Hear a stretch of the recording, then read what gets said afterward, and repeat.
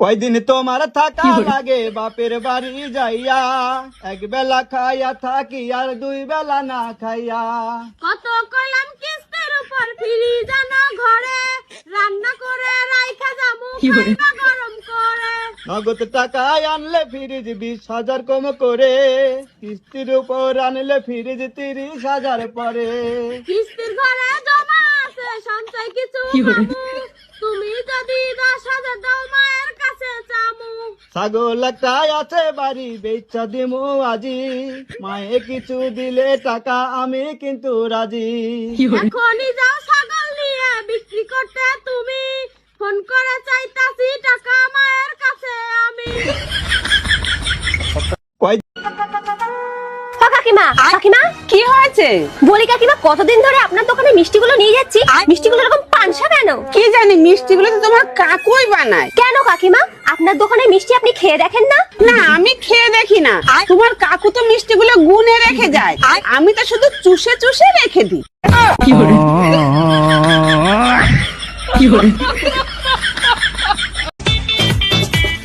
সত্য যাচাই করার জন্য বাঙালির সবসময় দুটো অস্ত্র, এক হলো মা কালীর দিব্যি আর দুই হলো টিকটিকির ডাক।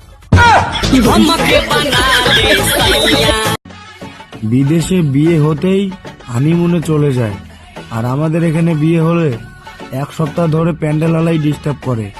দাদা, একটা চেয়ার, 2টা মগ, 3টা হাতা কম আছে। সঠিক বলেছেন। তোমার ঘর দিয়ে সব পানি পড়ে, খুঁটিও বেশ নড়ে, ঝড় তুফানে ভাঙ্গে চুরা কোন দিন যেন পড়ে। বিয়ের আগে ঘরটা যদি দিতাম পাকা করে, তোরে কি আর করতাম, বিয়া করতাম ভালো ঘরে। আমি দেখা বিয়া কইরা আনছি তোরে ঘরে, নাইলে তুই এখনো পয়রা থাকতি বাপের ঘরে। আপনার সন্তানদের সাথে অন্য শিশুদের তুলনা করবেন না। আপনার সন্তান যদি মুকেশ আম্বানির সাথে আপনার তুলনা করে, তাহলে আপনি মুখ দেখাতে পারবেন তো?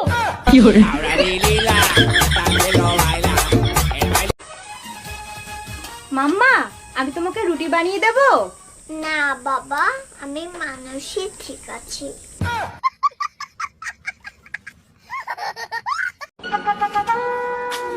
ও কাকিমা, জানেন তো কাকিমা, আমার বর আমাকে বলেছে আমি যাতে কোনোদিন মানিব্যাগ থেকে টাকা চুরি না করি।